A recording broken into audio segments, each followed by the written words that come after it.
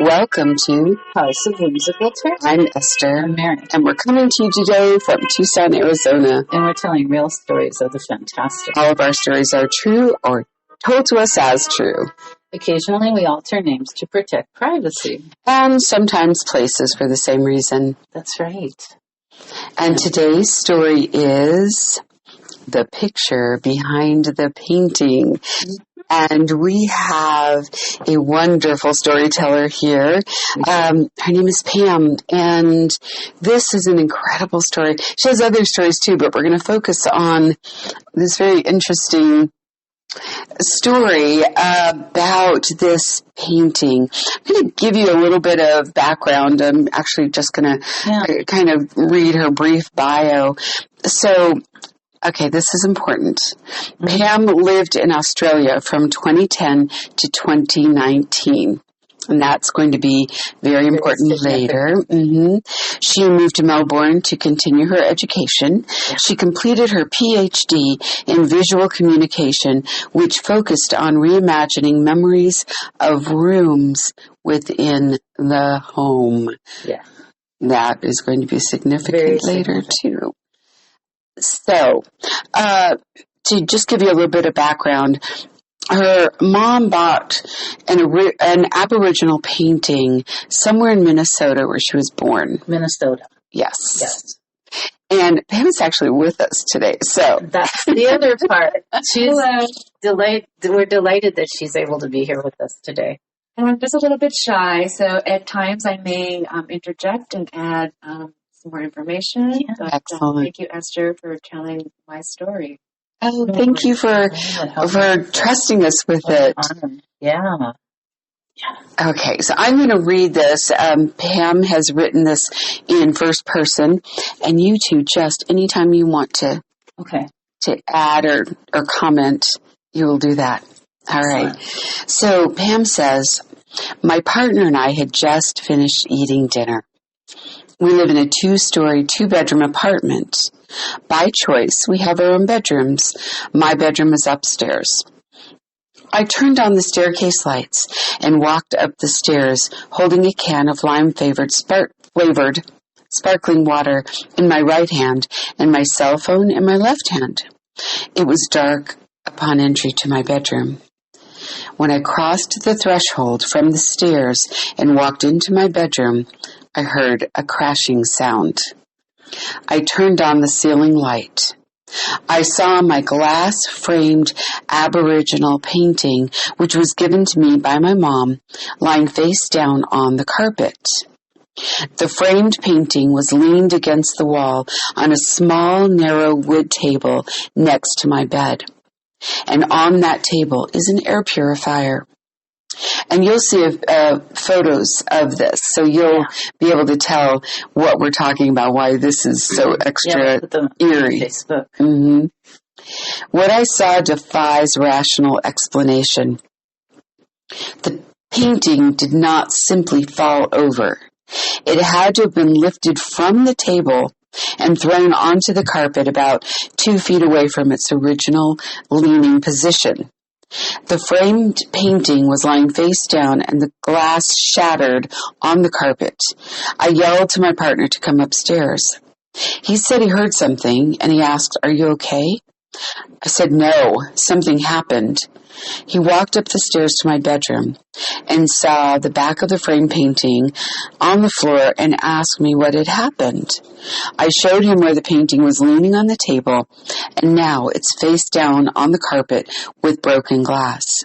He was surprised by what he saw and immediately went downstairs, grabbed a broom, and cleaned up the broken glass.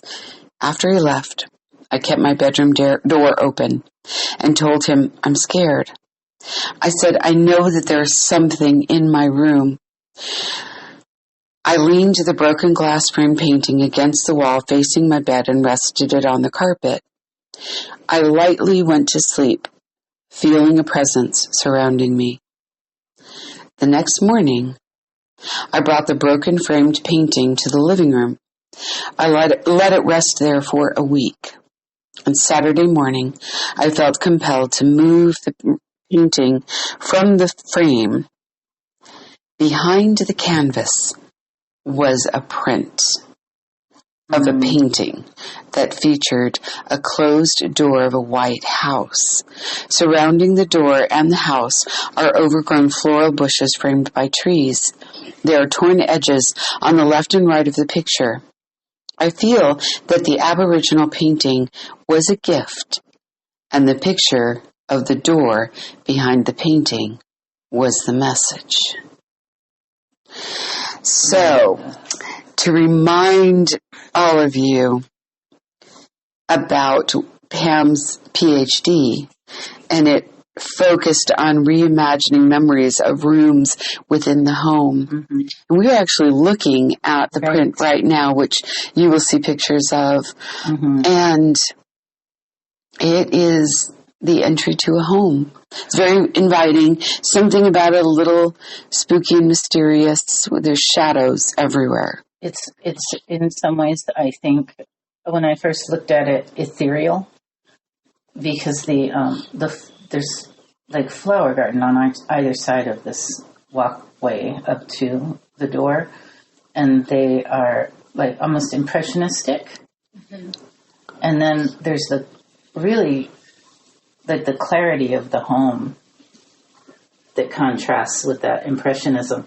It's really pronounced, the whole welcoming kind of warmth of the house itself and the entryway, amidst this kind of really ethereal effect. Yes, and there's like the two things that are you, Pam, the Australia, and it's a beautiful, like the painting that was on top of the house that we're discussing is absolutely mysterious itself. There's a creature in the water. It's like almost like a map, and the painting looks like beading. It looks like it's beaded, but it's not. It's like painting that's, kind of thicker and raised. There's probably a word for that. The Aboriginal work is.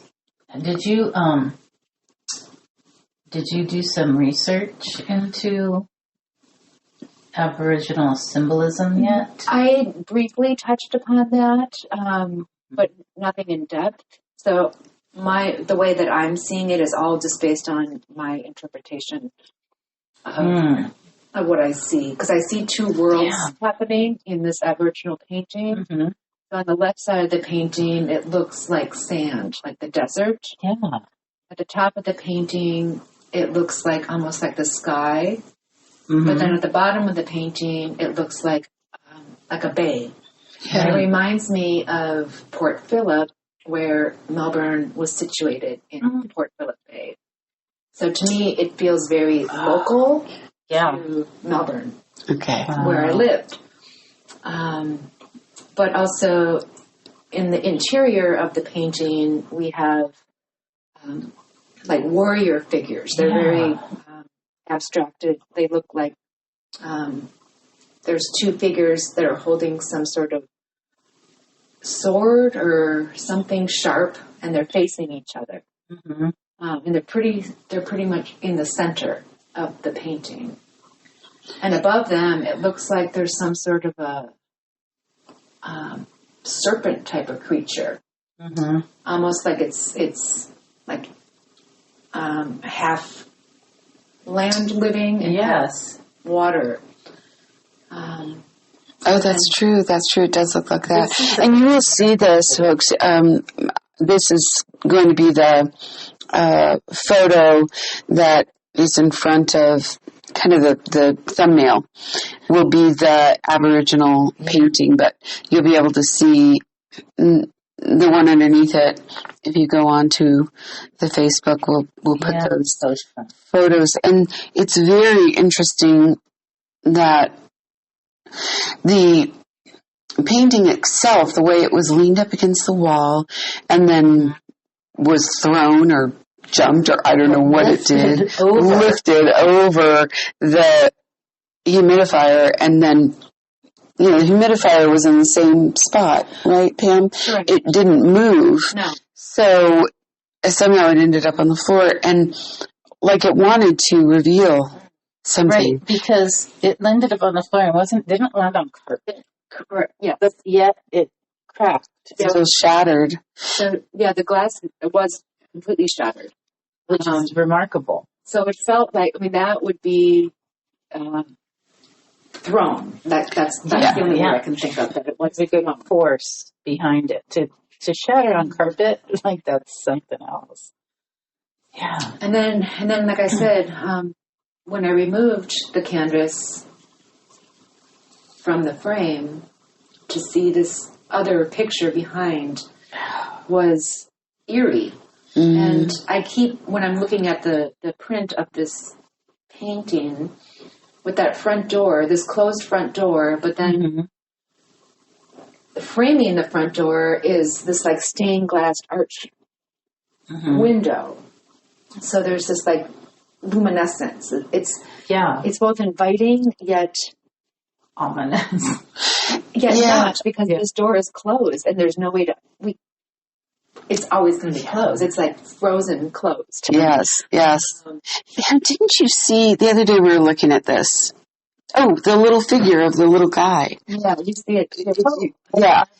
If you look to the left, the center left part of the painting, you'll see this, just a little figure of a tiny man or boy. Whoa. It's very strange. Like, it doesn't really fit with the rest. I don't know what this all means, and I think you're going to be thinking about this for a long time, and so will I, about what this means. There's so many layers of connection and meaning behind this whole experience of an Australian authentic Australian or original art piece in Minnesota. Yeah, and it came to Pam. It made its way from Australia to her after Australia had been her home for 9 years. Mm-hmm. Yeah. And then this painting behind it that's so curious. Mm-hmm. So it's amazing. One of the frame. Like, right? Yeah. I mean... Yeah. And, the both pictures brought the three of us together today. Yes. Mm-hmm. So that's what we're trying to unravel. And I think there's going to be more stories that are going to be emerging from these pictures. And,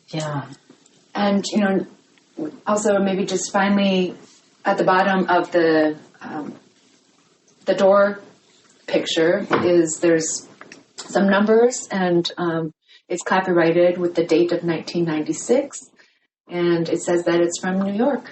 And we had just talked about how Mary is originally from New York, born and spent her family is there. Mm-hmm. So, what is the message? I don't know. If you all see something in the painting, please let us know. You can comment on Podbean or comment on Facebook. We love when other people put their perspectives in. Well, if there's more symbolism that someone knows about this Aboriginal painting, we would love to. They really are remarkable. Yeah, there's almost that footprint or paw print is on the water. Like, that's unusual because it's like because there's like a water creature. Mm-hmm. And then there's like a paw print. So look at it. Tell us what you think. Yeah. We would love to hear. We're going to think about this for a long time. Absolutely. And all of the layers of possible meaning that it holds. Pam, thank you so much for joining us today. Pam. It's remarkable. I love sharing this story. We talked about it. It's mystical. Back in October probably, and just being able to share it out there and share it with Mary. That happened on Halloween? You know what? I didn't, and that was in where the veil is thin. That's right. And and someone had a message for you. Wow. Yep. That's powerful. Yep. Somebody from the other side of the veil had a message for you or for us. What is it? What is it, folks? Yeah. Well, thank you again. And I think that's all we have for this today. But more may come. And Pam, I know you have more stories also. So Yes, they follow you. To share another in the future. Mm-hmm. And to our listeners, thank you so much for joining us, and please engage with us on this. It's really fascinating. And come back and listen to more stories and share them. But for now, so long, good friends. Until next time, when we meet back at the house.